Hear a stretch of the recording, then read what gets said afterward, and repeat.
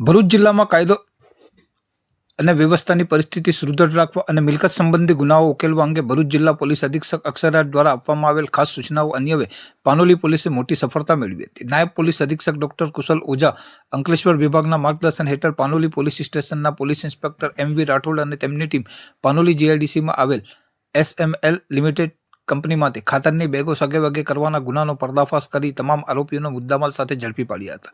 ઘટનાની વિગત અનુસાર પાનોલી જીઆઈડીસી સ્થિત એસએમએલ લિમિટેડ કંપનીની ફિનિશ્ડ ગુડ વેરહાઉસમાં લોડિંગ સુપરવાઇઝર તરીકે ફરજ બજાવતા કર્મચારીએ કંપનીની અજાણતામાં આર્થિક ફાયદા માટે ગુનાહિત વિશ્વાસઘાત આચર્યો હતો।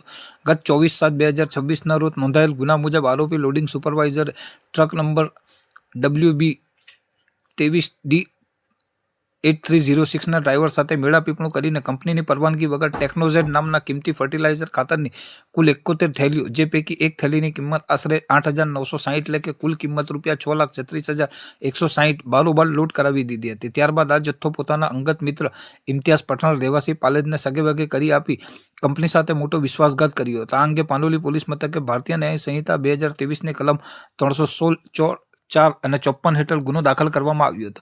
આ ગુનાની ગંભીરતાને ધ્યાને લઈ પાનોલી પોલીસની ટીમે તાત્કાલિક તપાસના ચક્રો ગતિમાન કર્યા હતા। પોલીસે ચોક્કસ બાતમી અને ટેકનિકલ એનાલિસિસના આધારે ઘટનામાં સામેલ કંપનીના કર્મચારી અને લોડિંગમાં મદદગાર એવા બે મુખ્ય આરોપીઓ મોહમ્મદ ઝિયાઉલ, મોહમ્મદ શમસુલ હક અને અઝરુદ્દીન ઇદ્રીસ મિયાને પાનોલી જીઆઈડીસીમાં આવેલ કંપનીમાંથી ઝડપી પાડ્યા હતા। ત્યારબાદ ચોરીનો મુદ્દામાલ મેળવનાર ત્રીજા આરોપી ઇમ્તિયાઝ ખાન અલવન ખાન પઠાણને કિસનાટ પાલેજ ખાતેથી ઝડપી પાડી ચોરીમાં ગયેલ તમામ 71 થેલી ખાતર કે જેની કિંમત ₹6,36,160નો 100% મુદ્દામાલ બરામદ કર્યો હતો।